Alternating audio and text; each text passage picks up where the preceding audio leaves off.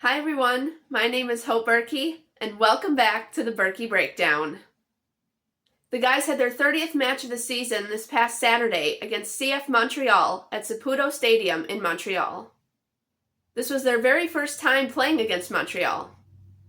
The starting 11 for this match was Roman Bürki, Conrad Wallem, Henry Kessler, Fallu Fall, Devin Padelford, Chris Durkin, Edu, Sangbin Jung, Cello, Celio Pompeu, and Klaus.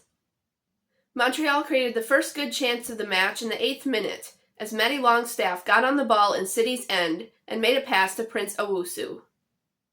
Owusu made a pass to Ivan Jaime just outside the penalty arc. Jaime took a long right-footed shot, and Roman read it well and dove toward it, but it ended up going just wide right. Then City had a close chance in the 9th minute as Chris Durkin made a pass to Conrad Wallem a ways outside the 18-yard box.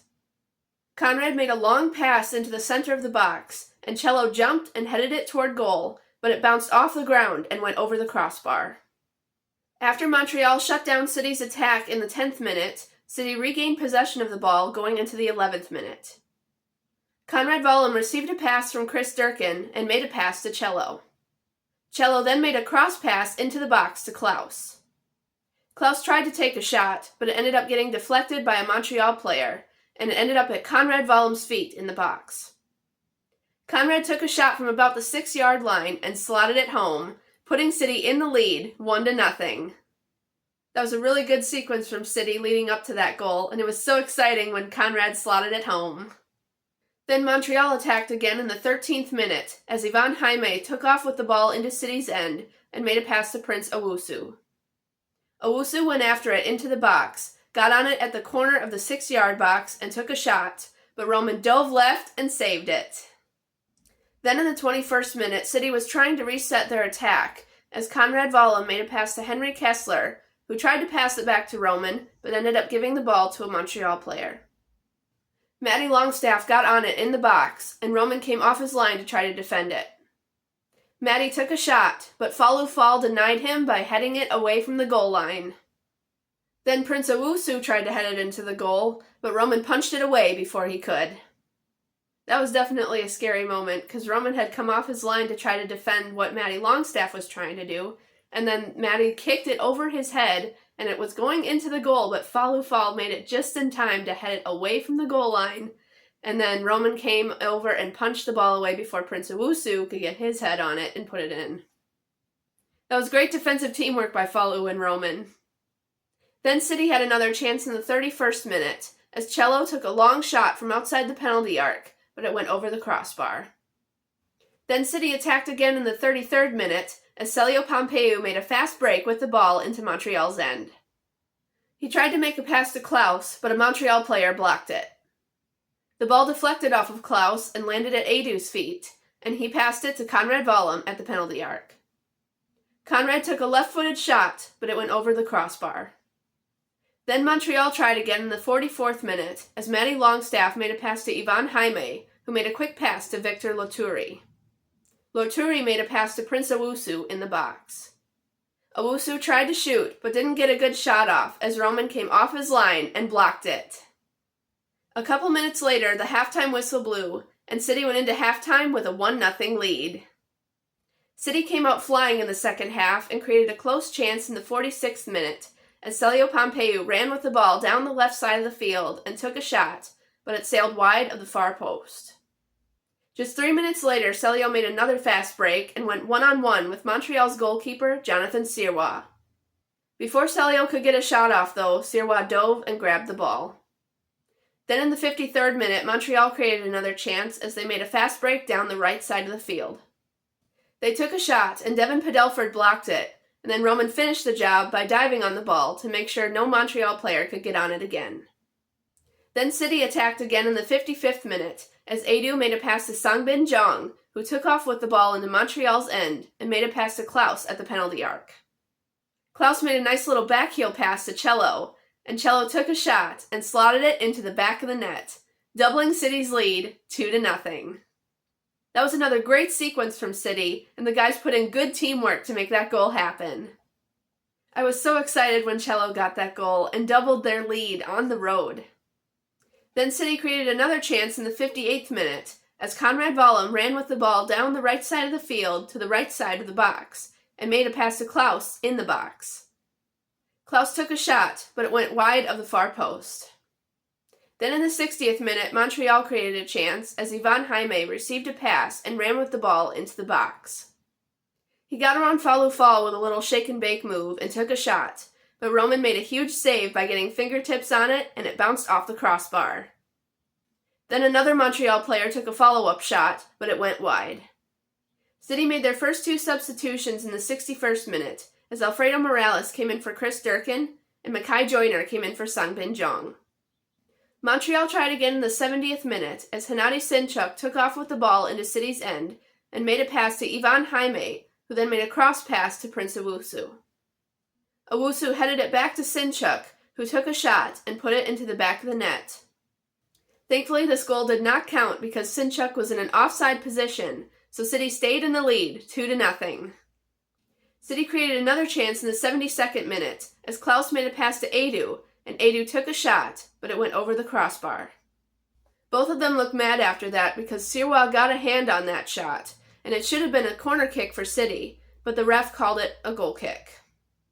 Then City made another substitution in the 73rd minute as Brendan McSorley came in for Celio Pompeu. Then City earned a free kick a couple minutes later, and Edu took it in the 76th minute. He passed it to Klaus, who took a shot inside the box, but Sirois dove and stopped it. Then in the 77th minute, Montreal earned a corner kick, and as players were setting up in the box, Prince Owusu shoved Devin Padelford around, even once shoving him in the throat. That looked like it hurt, but Devin was all right. The corner kick was kicked into the box, and Owusu got ahead to it, but headed it just wide. City made their last substitution in the 85th minute, as Seth Antwi came in for Edu. City created one final chance in the 91st minute, as Brendan McSorley took a shot from the penalty arc, but it went wide left. A few minutes later, the full-time whistle blew, and City earned their first road win since March 9th, with a final score of City 2, Montreal 0. Roman also earned his 4th clean sheet of the season. Way to go, Roman! Also, congratulations to Conrad Vollum, who scored his first MLS goal in this match. We had 13 total shots, with 4 being on goal. Montreal had 17 total shots, with 3 being on goal. We had 12 fouls, while Montreal had 11, and we had no corner kicks, while Montreal had 8. Roman had 2 saves in this match, but I thought he should have had about 4. I guess I'm not sure how to tell whether those were saves or not. Overall, I thought the guys were strong on both sides of the ball, and they had great teamwork, especially leading up to those goals. They all played really well and also had great defensive teamwork to keep the clean sheet. I was so excited when that final whistle blew, announcing their first road victory since March 9th. Way to go, guys, on a great dominant performance against Montreal. You guys earned that win for sure. Moving on to transfer news now. Last Monday, City announced they have loaned Joey Zielinski to USL Championship side Indy 11 for the remainder of the season. I wish you all the best, Joey. This past Friday, City announced they have loaned JGR to Auckland FC through June of 2026. I wish you all the best as well, JGR. Also this past Friday, City announced they had signed City 2 midfielder Seth Antwi to a first-team contract through the remainder of the 2025 season, with options to extend through 2026 and 2027. Congratulations on your contract, Seth, and your MLS debut against Montreal. City's next match will be on Saturday against the San Jose Earthquakes at PayPal Park in San Jose. Hopefully the guys will put up another great performance and get another win. The guys will have another normal week of training, and they will travel to San Jose on Friday.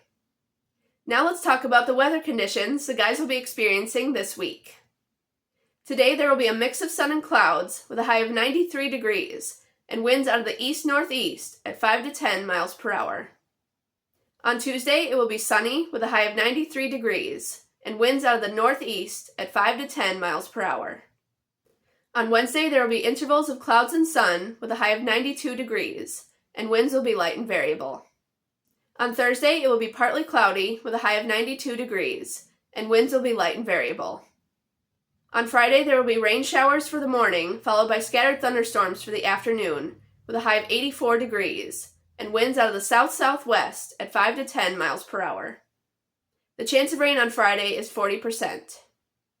On Saturday, for their time in San Jose, it will be partly cloudy with a high of 81 degrees and winds out of the north-northwest at 10 to 15 miles per hour.